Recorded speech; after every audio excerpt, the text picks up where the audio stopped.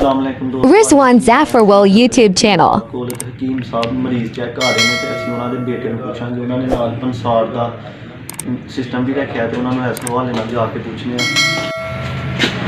ਜੀ अस्सलाम वालेकुम भाई। वालेकुम अस्सलाम। अच्छा तो भाई ਇਹ ਹਕੀਮ ਸਾਹਿਬ ਦੇ ਬੇਟੇ ਨੇ ਤੇ ਇਹਨਾਂ ਨੇ ਇੱਥੇ ਪਨਸਾਰ ਦਾ ਤੇ ਨਾਲ ਹੋਰ ਵੀ ਸਮਾਨ ਰੱਖਿਆ ਤੇ ਇਸ ਹਵਾਲੇ ਨਾਲ ਇਹਨਾਂ ਨੂੰ ਅਸੀਂ ਪੁੱਛਨੇ ਆ। जी नाल पंसार भी रखा दवाइयां तू खुद तैयार करने ते कॉलेज है ना देसी दवाइयां होंगे बाकी पंसार वाल तुसी कैमरा मारो कैमरामैन ते पंसार जिवें तुसी आम वेखदे हो जी जी पंसारियां कोल पीपियां च पा के रखा दा तोड़े च पा के रखा दा मिट्टी पैन दी है गंदा होन लिया ठीक है उही पा के लोगों ने देई जाने वो हिसाब ने साफ सुथरी हर चीज़ जरा ना साफ करके वो रखी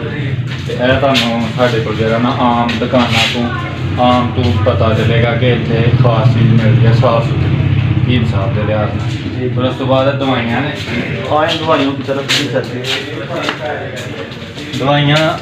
वो हुण चक्कर मुक गया पुराना कि इंसान ने फक्की पा के देनी है जी छापर भर के वो खाधी नहीं जाती साडे कोलों ਇਹ ਹੁਣ ਆ ਗਈ ਹੈ ਕੈਪਸੂਲ ਪਹਿਲੇ ਪੈਕਿੰਗ ਕਰਕੇ जी ਵਿਖਾਓ ਤੁਸੀਂ चेक करो ਪੈਕਿੰਗ ਕਰਕੇ ਫਿਰ ਉਸ ਤੋਂ ਬਾਅਦ ਉੱਤੇ ਐਕਸਪਾਇਰੀ ਲਾਈ ਦੀ ਹੈ ਠੀਕ ਹੈ ਕਿਦੋਂ ਐਕਸਪਾਇਰ ਹੋਈ ਹੈ ਕਿਦੋਂ ਬਣੀ ਹੈ ਹਰ ਚੀਜ਼। अच्छा तो किस बीमारी वास्ते कैप्सूल है ਇਹ ਵੇ ਪੇਟ ਦੀ ਬਿਮਾਰੀ ਲਈ पेट की दर्द वास्ते कैप्सूल है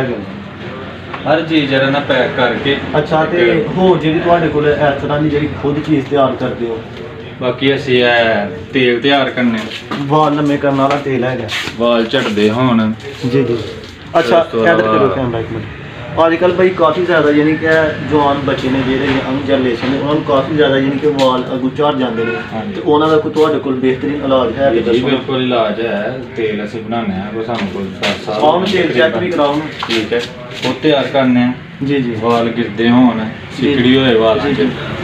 ਤੇ ਹੋਰ ਵੀ ਕੋਈ ਵੀ ਵਾਲਾਂ ਦਾ ਮਸਲਾ ਹੈ। ਅੱਛਾ ਇਹ ਕਿੰਨੀ ਦੇਰ ਤੱਕ ਕੋਰਸ ਅਗਰ ਵਾਲ ਝੜਦੇ ਨੇ ਤੇ ਇਹ ਇੱਕ ਵਾਰੀ ਲਗਾਉਣ ਤਕਰੀਬਨ ਇਹ ਬੋਤਲ ਜਦੋਂ ਖਤਮ ਹੋਏ ਜੀ ਜੀ ਤੇ ਅਸੀਂ ਤੇ ਇਹੀ ਸੁਜੈਸਟ ਕਰਨੇ ਆ ਕਿ ਲਗਾਉਂਦੇ ਹੀ ਰਹਿਣਾ ਲਗਾਉਂਦੇ ਹੀ ਰਹਿਣਾ ਦੂਸਰਾ ਤੇਲ ਵੀ ਤੇ ਲਾਣਾ ਹੁੰਦਾ ਇਹਦਾ ਉਹਦੇ ਨਾਲ ਫਾਇਦਾ ਹੋ ਜਾਂਦਾ ਕਿ ਕੋਈ ਨੁਕਸਾਨ ਨਹੀਂ ਨੈਚੁਰਲ ਚੀਜ਼ਾਂ ਨੇ ਇਹਦੇ ਵਿੱਚ ਪਈਆਂ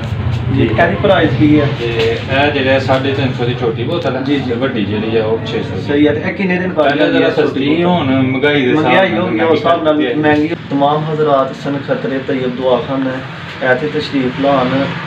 बीबियां दे या अगर मर्दा दे कोई भी मसाइल ने बच्चे ना होने या होर कोई ऐसे मसाइल जेह्ड़े होंदे ने वो होंदे ने ते बाबियां कोल जांदे ने ते बाबे सारे एक फ्राडबाजी है ऐसे सन खतरे तैयब दुआखाने तक हकीम साहब काफ़ी माशाल्लाह यानी कि काबल हकीम ने ਤੇ ਕਾਫੀ ਇਹਨਾਂ ਨੇ ਦਵਾਈਆਂ ਯਾਨੀ ਕਿ ਜੜੀ ਬੂਟੀਆਂ ਨਾਲ ਤਿਆਰ ਕੀਤੀਆਂ ਨੇ ਜਿਨ੍ਹਾਂ ਦਾ ਨੁਕਸਾਨ ਕੋਈ ਨਹੀਂ। ਦੇਸੀ ਦਵਾਈਆਂ ਨੇ ਮੇਰਾ ਕੈਮਰਾਮੈਨ ਤੁਹਾਨੂੰ ਕੈਮਰੇ ਵਿੱਚ ਦਵਾਈਆਂ ਦਿਖਾਉਂਦਾ ਹੈ ਇਹਨਾਂ ਦਾ ਕੋਈ ਯਾਨੀ ਕਿ ਨੁਕਸਾਨ ਨਹੀਂ ਹੈ।